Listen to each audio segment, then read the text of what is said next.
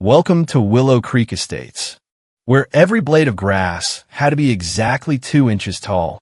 Every mailbox had to be the approved shade of neutral taupe, and Deborah Whitaker, president of the HOA for 15 glorious years, patrolled the cul-de-sacs in her gleaming white SUV like a queen inspecting her serfs.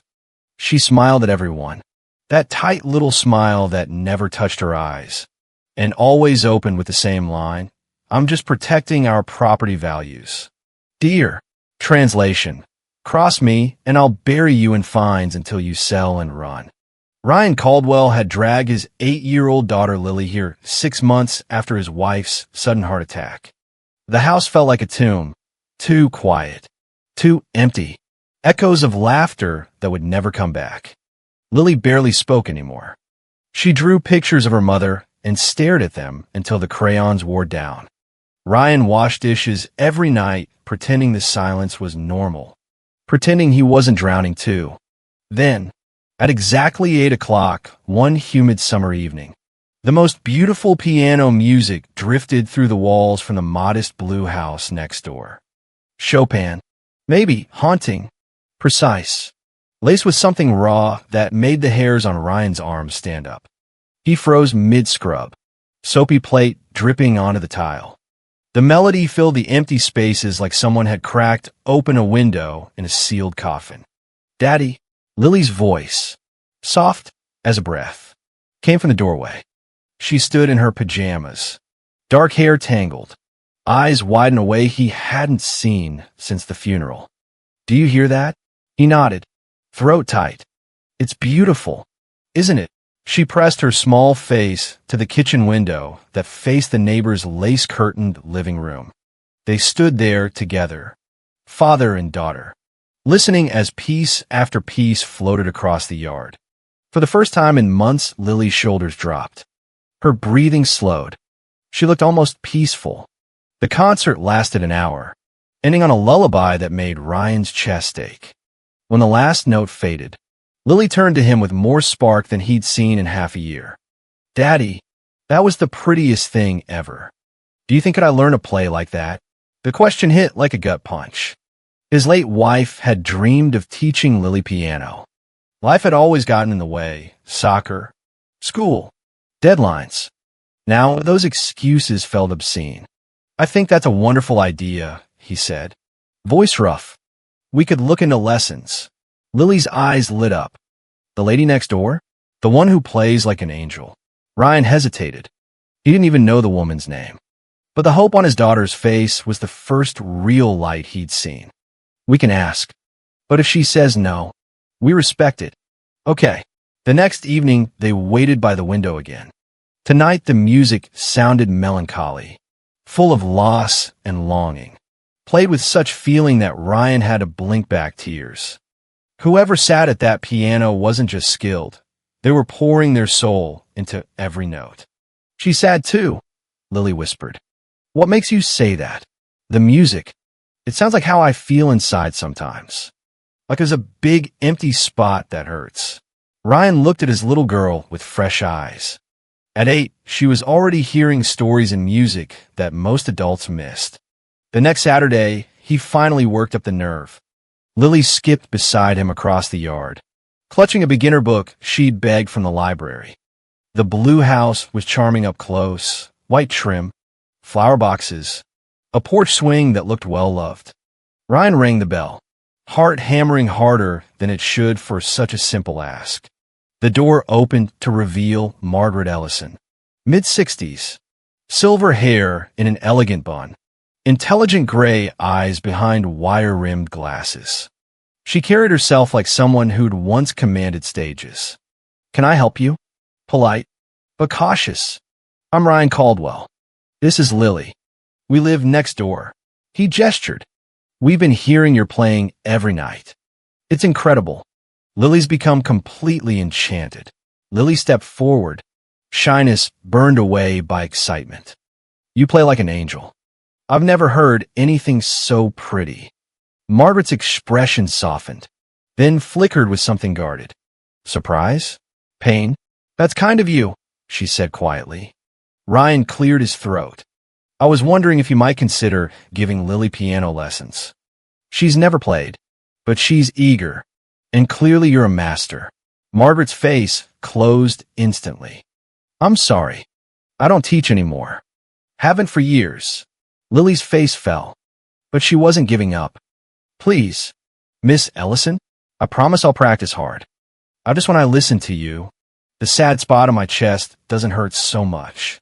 The words hung there. Margaret studied Lily for a long moment. Then her shoulders dropped a fraction. "Why do you want to learn?" "Sweetheart, because when you play, it makes the hurt smaller. And maybe if I could play too, I could help other people feel better when they're sad." Margaret's breath caught. She gripped the doorframe. "Why are you sad?"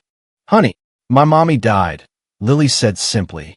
"One day she was here, and then she wasn't. Daddy says she's in heaven, but I miss her every single day." Margaret looked away, composing herself. When she turned back, her eyes were bright. "I'm so sorry. Losing someone you love, it's the hardest thing in the world." "Did you lose someone too?" Lily asked with that fearless child honesty. "Yes, my husband James, and our daughter Caroline." "Is that why your music sounds sad sometimes?" Margaret nodded, a tear slipping free. Lily reached out and took her hand without hesitation. "Maybe we could be sad together, and you could teach me to put the sad into music like you do." Margaret stared at their joined hands, then laughed softly, a sound like silver bells she clearly hadn't heard from herself in a long time. "You know what? I think I'd like that very much." Lily's face exploded into the first real smile Ryan had seen in months. "Really? Really? But I should warn you, I'm rusty at teaching." Lily grinned. "I'm rusty at learning since I've never done it." Margaret stepped aside. "Come in. Let's see the piano." The house smelled of lemon polish and old books. The centerpiece was a gleaming black Steinway Grand that looked like it cost more than Ryan's car. Lily approached it reverently. Margaret patted the bench. "Sit. Press a key." Any key. Middle C rang out pure and clear. Lily's eyes widened in wonder. For the next hour, Margaret showed basics: posture, finger curve, finding notes. Lily soaked it up like a sponge. Ryan watched from the doorway, feeling the first flutter of hope in ages. When they left, Margaret waved them off with a gentle smile. Tuesday and Thursday at 6. No charge. Having a reason to play again is payment enough. They were halfway across the yard when Ryan spotted the white SUV idling at the curb. Deborah Whitaker rolled down the window, clipboard in hand, smile razor sharp. "Ryan, dear, welcome again. Just a friendly reminder. Section 4.2 of the Covenants clearly states no acoustic disturbances after 7 p.m. That could affect community emotional harmony. That includes unapproved musical performances." She glanced pointedly at Margaret's house. "I'd hate to start your file with a violation notice on day one." "Property values." You know, Ryan forced a polite nod while something cold settled in his stomach. Lily clutched his hand tighter. The music that had just begun healing them already had a target on its back. Deborah's smile never wavered. "Just protecting everyone. Dear, have a blessed evening." As her SUV pulled away, Ryan felt the first stirrings of that quiet, patient rage he would later turn into a weapon. But for now, he squeezed Lily's hand and whispered, "Don't worry, kiddo. We're not letting anyone silence the music." The lessons became the heartbeat of their week. Every Tuesday and Thursday at 6, Lily practically flew across the yard, clutching her little music book, eyes bright. Ryan picked her up an hour later to find her glowing, chattering about scales and chords and how Miss Margaret said she had natural rhythm, more than the notes. He noticed Lily talking again, really talking, smiling. The heavy blanket of grief was lifting note by note. One evening over spaghetti, she announced, "Miss Margaret is going to teach me a song her daughter Caroline used to love. Caroline had dark hair like me. She went to heaven too. But every time Miss Margaret plays, she feels like Caroline is listening. Happy sad. She calls it." Ryan's fort paused. He'd suspected Margaret carried her own losses. The depth in her music gave it away. But hearing it from Lily hit different. That's a beautiful way to remember someone. Lily nodded solemnly. I told her when I play, I feel like Mommy is listening too. She cried a little, but happy tears. Ryan started bringing pastries after lessons. Small thank yous that turned into long conversations in Margaret's elegant living room. He learned she'd been principal pianist for the City Symphony for 25 years. Traveled the world. Met her husband James at Juilliard over a Brahms sonata. They'd had 35 perfect years until an aneurysm took him. Caroline, their miracle baby born at 26 weeks, lived 3 days. Music became painful after that. Margaret confessed one afternoon while Lily practiced for Elise in the background. I stopped performing, stopped teaching, stopped really living. Then you two knocked on my door, and suddenly the Steinway felt like home again. Ryan felt his throat tighten. You've given Lily her voice back. I don't know how to thank you. You don't need to. She's given me purpose. Broken people helping broken people. That's the best healing there is. The next Saturday, Margaret came for dinner. Homemade lasagna and chocolate cake that made Lily's eyes go wide. Stories flowed. Funny tales of famous musicians. Gentle memories of James and Caroline shared like precious gifts. Lily begged for the president's story. Margaret laughed. Terrifying. James backstage told me, Abby, you're not playing for the president. You're playing for the music. Lily nodded seriously. That's what happens when I play now. Everything else gets quiet. Ryan watched them and felt something shift. This wasn't just piano lessons. This was 3 grieving souls stitching themselves back together. But the HOA clouds were gathering. The first official violation notice arrived in a crisp white envelope the Monday after their second lesson. Unauthorized acoustic activity, it read. Piano decibels measured at 52 dB, exceeding the 45 dB community harmony limit after 7 p.m. Fine, $150. Second offense doubles. Ryan stared at the paper, then at Lily practicing softly in the living room. He paid it without a word. Better to stay under the radar while he watched. Deborah showed up in person the following week, clipboard in hand, smile syrupy. Ryan, dear, I'm so concerned. We've had complaints about the emotional disturbances coming from next door. Some neighbors worry it's affecting the children, especially vulnerable ones. Her eyes flicked to Lily. And hosting paid lessons? That's technically a home business. Section 7.1 violation. Another $200. It's not paid, Ryan said evenly. Margaret's a friend. Deborah's laugh tinkled like breaking glass. Oh, sweetheart, everything looks paid when you're new. I'm just protecting the children. You understand. Lily glared from the doorway. Ryan felt the rage simmer, but kept his face blank. I'll look into it. Deborah patted his arm. You're such a good father. Trying so hard after everything. We all admire that. The condescension dripped like poison. Ryan smiled politely until her SUV disappeared, then pulled out his phone and started recording every interaction. Quietly. Patiently. Because Deborah Whitaker had no idea who she was messing with. Over the next weeks, the fines piled up, $350, then $700. Margaret tried to pay, but Ryan refused. Lily kept practicing. Softer now. Curtains drawn. But the music still healed. Margaret's house became their sanctuary. Dinners turned into twice-weekly rituals.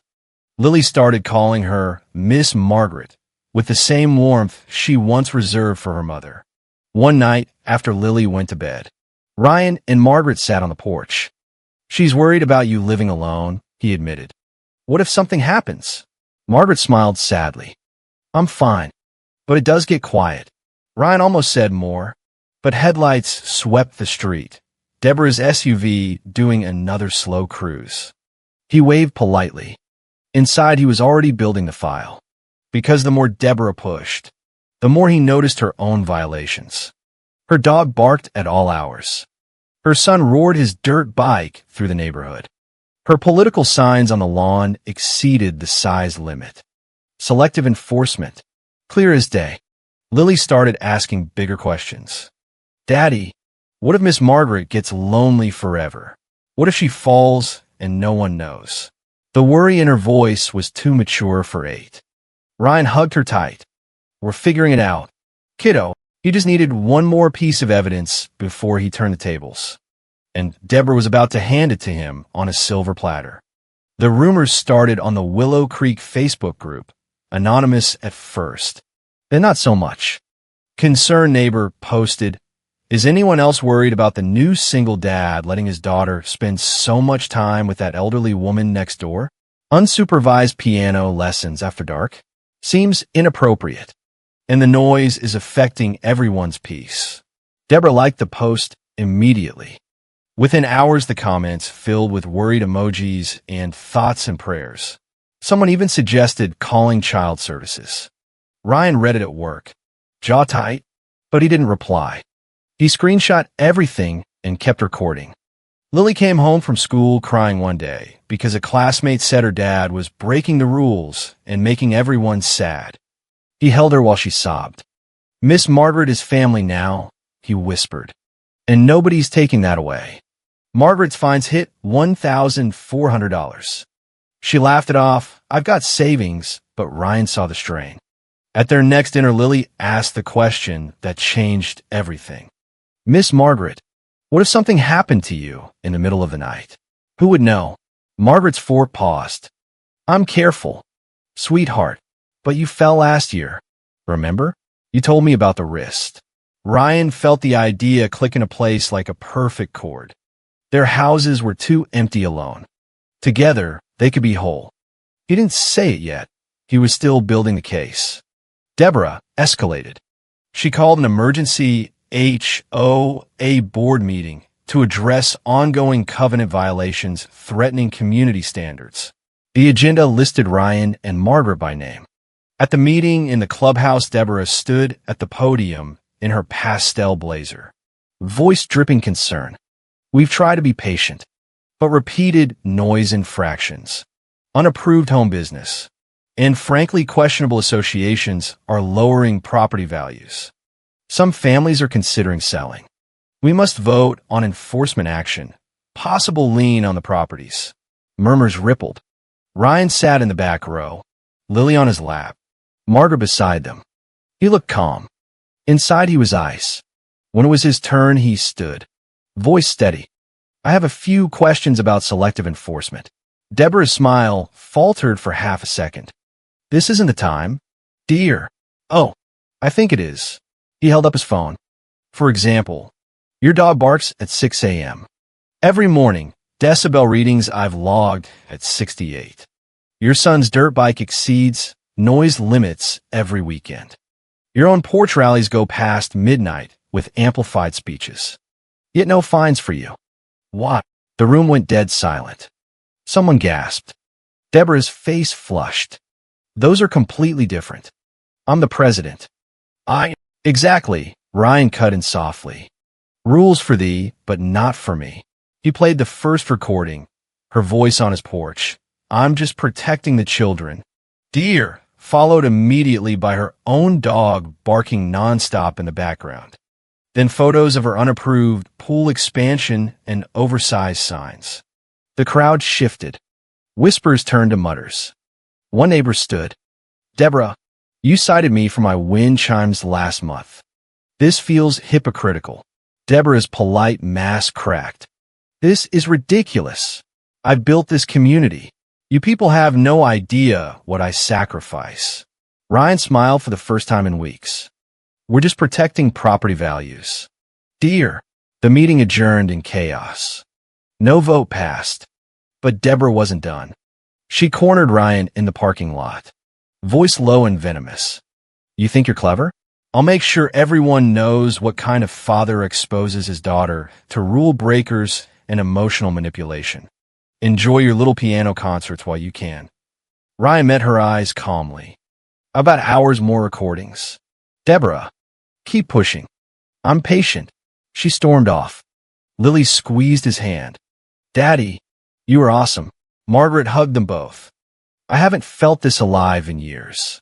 That night Lily asked again, voice small but determined. Daddy, Miss Margaret shouldn't be alone anymore. What if we made our houses one house? Then nobody would be lonely and the music could play forever. Ryan looked at Margaret across the table. She met his gaze, eyes soft with the same hope. The idea no longer felt enormous. It felt right. But Deborah had one last card, and it was about to be played in the cruelest way possible. The call came at 2:17 p.m. on a Thursday. Lily's school. Mr. Caldwell. Lily's fine, but she's very upset. She's been trying to reach Miss Ellison, and there's no answer. She's convinced something's wrong. Ryan's blood turned to ice. He was out the door before the sentence finished. 20 minutes later, he and a tear-streaked Lily pulled into Margaret's driveway. Her car was there. The house dark. No answer at the door. Miss Margaret, Lily called, voice cracking. Finally, a weak voice from inside. I'm here, but I can't get up. Ryan tried the handle. Unlocked. Thank God. They found Margaret on the living room floor beside the Steinway. Conscious, but in agony. Fell this morning. Think I broke my wrist again. Hit my head. Been here hours. Lily dropped beside her, crying. Ryan already had 911 on the line. The ER confirmed. Broken wrist. Mild concussion. Doctors wanted her overnight. Ryan and Lily stayed in the room. Lily holding Margaret's good hand like she'd never let go. This is exactly what I was worried about, Lily said. Voice small but fierce. You can't live alone anymore. Miss Margaret. It's not safe. Margaret tried to smile. I'll be more careful. No, Lily interrupted, something she never did. You need to come live with us. Daddy and I talked about it. We want you to be family for real. Ryan's heart hammered, but the words felt true. He took Margaret's hand. She's right. We've been dancing around it for months. Our house is too quiet without her mom. Yours is too quiet without James and Caroline. Together, they'd feel like home again. Not as a guest. As family. Margaret's eyes filled. Ryan, I couldn't ask. You're not asking. We're offering. You're already the grandmother Lily never had. You're the friend I didn't know I needed. Please, Lily pleaded. I'll keep my room clean and practice every day and help with anything. Margaret looked between them, surprise, hope, then relief. Yes, she whispered. Yes, I'd love to live with you both. Lily hooped so loudly the nurses smiled in the hallway. Ryan felt a weight he'd carried for years lift. The next weeks were a whirlwind. Margaret moved into the guest room. First floor, easy access. Her house would be rented out. But the Steinway? It was coming home with them. The movers arrived on a Saturday. Lily supervised like a general. When the grand piano finally sat by the living room window, she ran her hands over the keys. Now it's really home. That same afternoon, the final HOA notice arrived, certified mail. Final warning. Piano relocation constitutes structural change without approval. Lien proceedings to begin. Ryan almost laughed. Almost. Because he'd been waiting for this. The emergency board meeting was called for that night. Deborah stood at the podium again, triumphant. This blatant disregard for covenants cannot continue. We vote to place liens and pursue legal action against both properties. Ryan stood. The room hushed. He didn't raise his voice. He didn't need to. I have one last question. Deborah, how many rules have you broken this year alone? He connected his phone to the projector. The screen filled with time-stamped photos. Decibel logs. Videos, her dog. Her son's bike. Her rallies. Her pool. Her signs. Then the Facebook posts she'd liked. The ones slandering him and Margaret. The crowd erupted. Hypocrite. Resign. We've had enough. Deborah's face went purple. Her polite mask shattered completely. You ungrateful little. I built this neighborhood. These rules are law. You can't. A neighbor in the front row stood. Actually, we just did. I motioned to remove Deborah Whitaker as president effective immediately. Seconded. Voted. Unanimous. Deborah stood there, clipboard shaking, mouth opening and closing like a fish. But the rules. Ryan smiled. Calm as still water. The music stays, Deborah, and so does our family. She stormed out to scattered applause, and one very loud piano chord Lily played from the back row. Pure, defiant joy. The next morning, the white SUV was gone from Willow Creek Estates for good. Deborah's resignation letter was posted on the group that afternoon, full of passive-aggressive nonsense about toxic elements destroying community standards. Nobody cared. Neighbors started dropping by with casseroles and apologies. One even brought wind chimes just because. But the real celebration happened inside Ryan's house, now officially their house. Margaret's first night, the Steinway gleaming by the window. Lily played the piece she'd practiced for weeks. Not perfect, but full of heart. When she finished, Margaret pulled her into a hug. I'm already proud of you, sweetheart. Not because of how you play, but because of who you are. Lily looked up, eyes shining. Can I call you Grandma Abby now? You feel like my real grandma. Margaret's eyes filled. I would be honored. Nothing in the world I'd like more. Ryan watched them and felt his throat tighten. 2 years ago, he'd been drowning in silence. Now the house rang with music and laughter and the kind of love that didn't need blood to be family. 6 months later, Lily had her first recital. She walked on stage in her blue dress, small but brave, and played the piece Margaret had taught her, the one Caroline used to love. It wasn't flawless. It was better. It told a story of loss and healing and chosen family. When the last note faded, the applause was thunderous. Lily curtsied, found them in the front row, and waved. Margaret blew her a kiss and whispered, "That's my granddaughter." Afterward, they celebrated with ice cream. Lily chattered nonstop. Then she turned serious. "Grandma Abby, can we take a family picture? You, me, and Daddy? And maybe send one to Mommy in heaven, so she knows we're okay." Margaret's voice was thick. "I think that's the most beautiful idea I've ever heard." 2 years on, that portrait sits on the mantle. 3 people who found each other through music, grief, and one very determined little girl. Lily is 10 now, fingers flying over the keys with real artistry. Margaret is healthier and happier than she's been since James. Ryan finally feels like he's raising his daughter with a true partner. One evening, they sat listening to Lily practice a new piece. Margaret leaned back. Content. I spent years thinking my story was over. Then 2 neighbors knocked on my door and proved me wrong. Life still had surprises. Lily finished, spun on the bench, and grinned. "Are you getting mushy again?"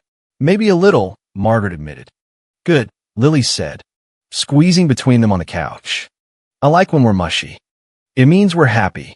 Outside, the neighborhood was quiet. Lawn still 2 inches. Mailboxes still taupe. But inside their house, the piano played loud and free. No rules. No fines. No Deborah Whitaker. Just music. Just family. And somewhere in the distance, Ryan imagined a certain ex-HOA president hearing those notes drifting across the cul-de-sac and grinding her teeth. He smiled into his coffee. Sweet, sweet justice. Because in the end, the Karen tried to silence the healing. The healing won. The family won. And the music, oh, the music played on.